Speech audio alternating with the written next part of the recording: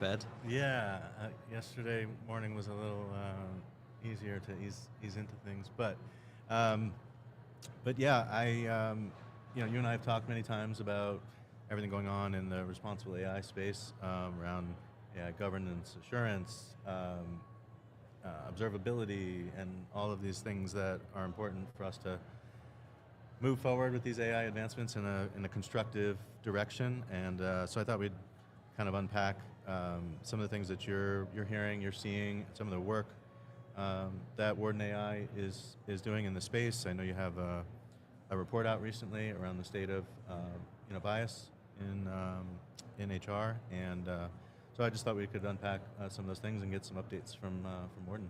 So much going on at the moment. And it's even just, this time last year, it was my first time coming to a US conference. At the time we had maybe like just a couple of clients, we're just a few months into our journey in the UK. And it was amazing to come here and I discovered the US market was actually quite good for us and we came with some good clients. But the difference just 1 year on in terms of the number of conversations, the topics about AI compliance, bias, the risks, it's just like, I don't know how to quantify it, 10x, 100x, it feels very, very Wow. different pace, which is really interesting and good for us. Yeah, I've noticed. I was here 3 years ago, but not 2 years ago, and I just remember 2 years ago just giving sort of general advice as I was having FOMO for not being here. But you're going to see AI messaging everywhere, and people need to just start asking deeper, um, tougher questions of the vendors.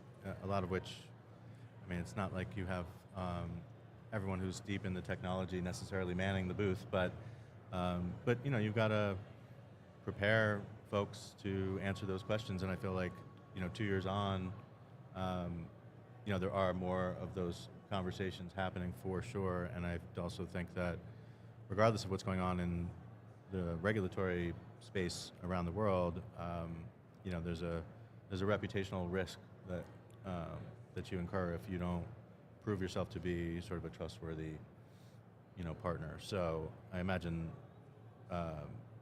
employer brand and reputational risk comes up in your conversations, not just about what's going on in New York City or California or Colorado. Yeah, absolutely. I think one of the biggest changes, if you reflect over the last year, is yes, there's been a number of regulatory updates. We'll talk more about that. obviously. We've got Yeah. California have snuck one up on everyone. It's coming out Yep. in 1st of October. Colorado as well. The EU Act continues to come closer to enactment. But what also happened that I'm not sure how many people predicted, it was certainly something that we were thinking would happen over the next couple of years, which was material lawsuits in the US about AI bias, specifically in the hiring context. So I'm sure many people are familiar with the Workday lawsuit progressing in a way that most people didn't predict to the collective action status. And also, there was one there is one now with SiriusXM as an employer that has an AI bias lawsuit against them as well. And those two developments happened within a month or two of each other. And so what I think was a very theoretical risk that sure, lawsuits happen all the time for discrimination in the workplace. It's only inevitable it's going to happen for AI too, but that is now a reality, and that reality is got all the risks that you mentioned about reputation and otherwise, that brings a more of a substantive focus to these conversations and these risks and the importance of them. So the focus for you guys in terms of target markets, you've sort of expanded the scope of who you're going after, who you're trying to help, right? That's right, yeah. So Warden, for those who don't know, we audit and certify the AI systems are fair and compliant, specifically within HR technology. So we're very focused on this market. The sort of bread and butter of our core target market has been vendors. So vendors, building AI solutions, and particularly in recruitment, where there's a lot of high volume AI use and high risk around people's access to job or maybe internal mobility as well. But we're also now having more conversations and getting more interest beyond that core initial kind of target profile customer, where people are using AI in other aspects, performance management, for example, Yep. among others. And the other thing that's been happening for us too is that, well, I think vendors who are selling AI solutions bear a significant amount of risk and have a go-to-market challenge, right, where they're selling this and buyers and employers are asking questions.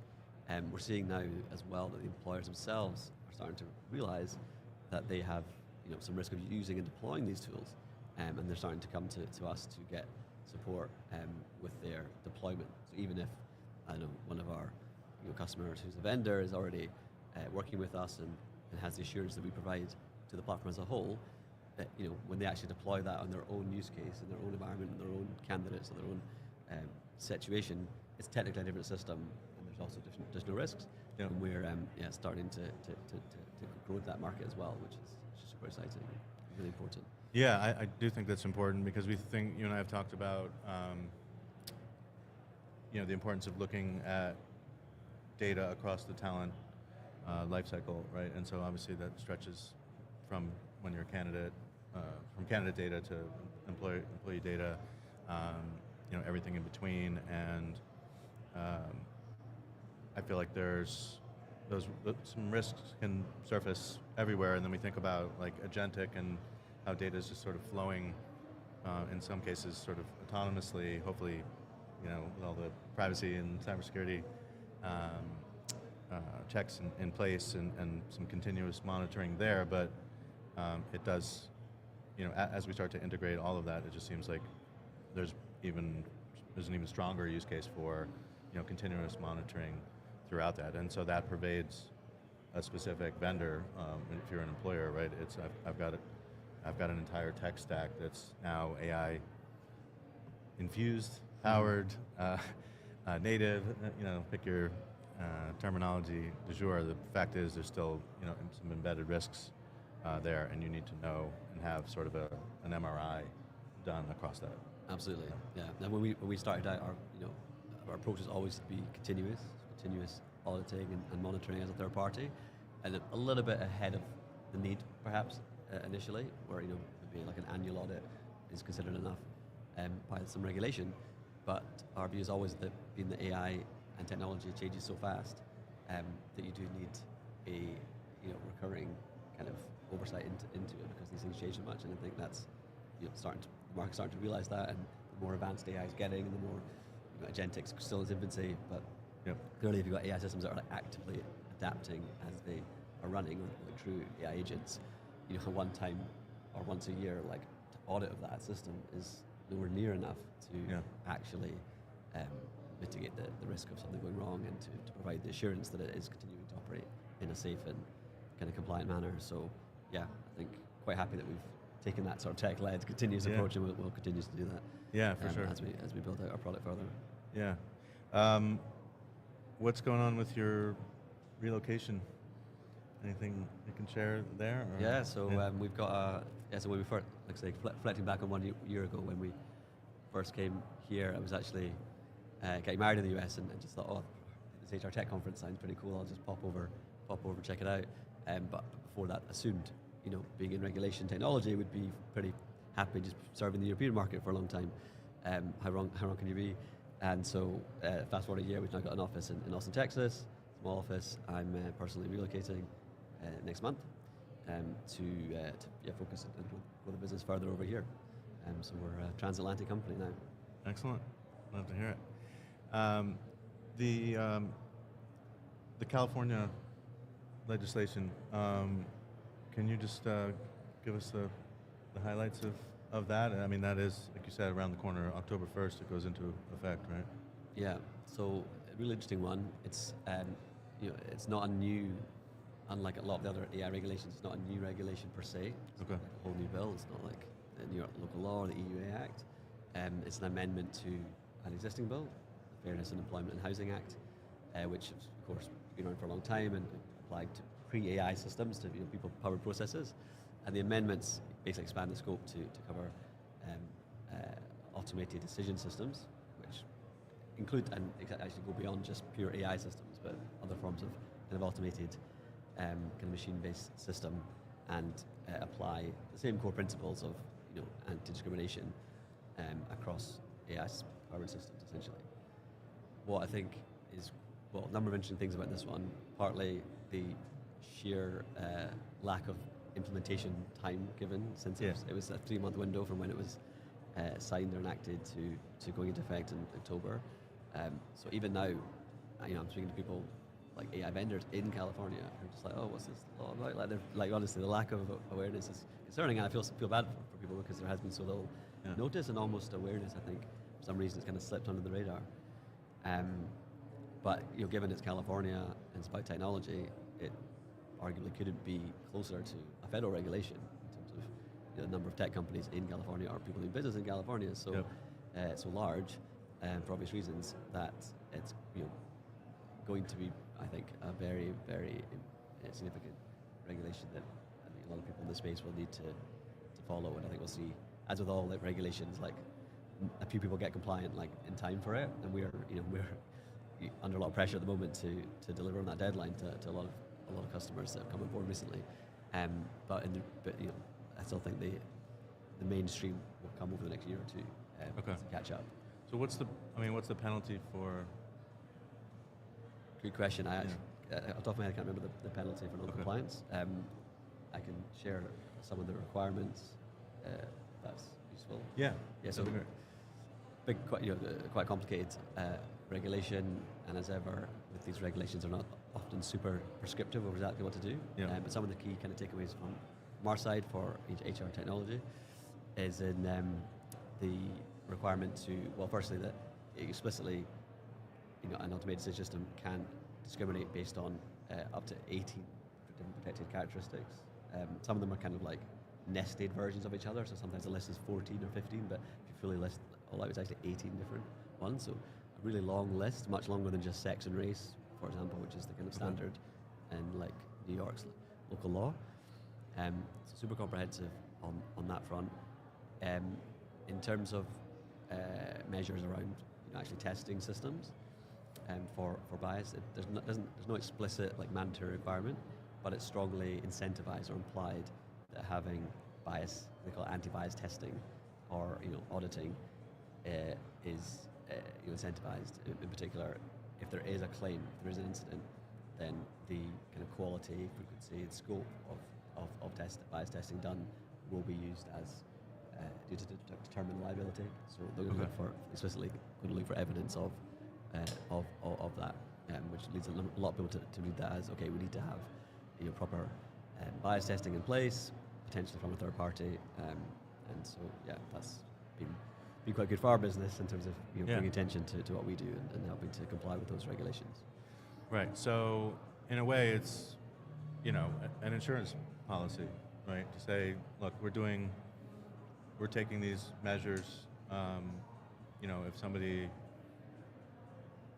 brings a case forward or claim forward, at least we can show that we've been doing everything within reason to sort of mitigate risks, and no system is perfect kind of thing, but at least you're not sort of negligent. Exactly. At least that's our interpretation of it. Obviously not lawyers, not legal advice. But it's not explicitly you must do X, Y, Z bias testing, otherwise you're not compliant, and that's it. You could not actually do that and still be technically compliant. But if it comes to some sort of claim and you don't have much evidence to stand by, then based on the law, it would be you might not be in a great position to defend that essentially. Yeah. The just in terms of the short runway they gave people, I remember, wasn't there a part of the EU AI Act that was where there was a date, like it was about like AI literacy for talent people or something like that? There was a really short runway for that too. It's like, wait a minute, I don't have any discrete plans to do like a specific L&D program or a compliance type of responsible AI literacy thing. Like I didn't have that in the work. That seemed like they had a pretty short turnaround to be compliant with that piece of the EU AI Act. That's right, yeah. I can't remember the exact window. I still think it was maybe 6 months, I have to guess, from when they first.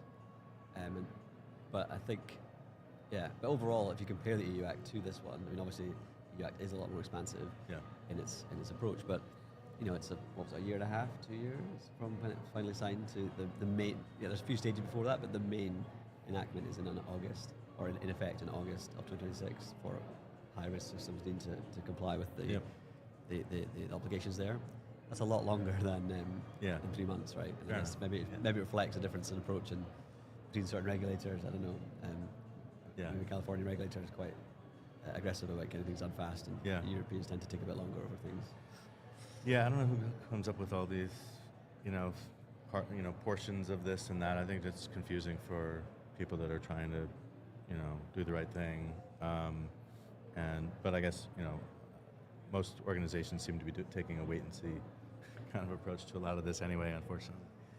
Yeah, you But- get a mix. Yeah.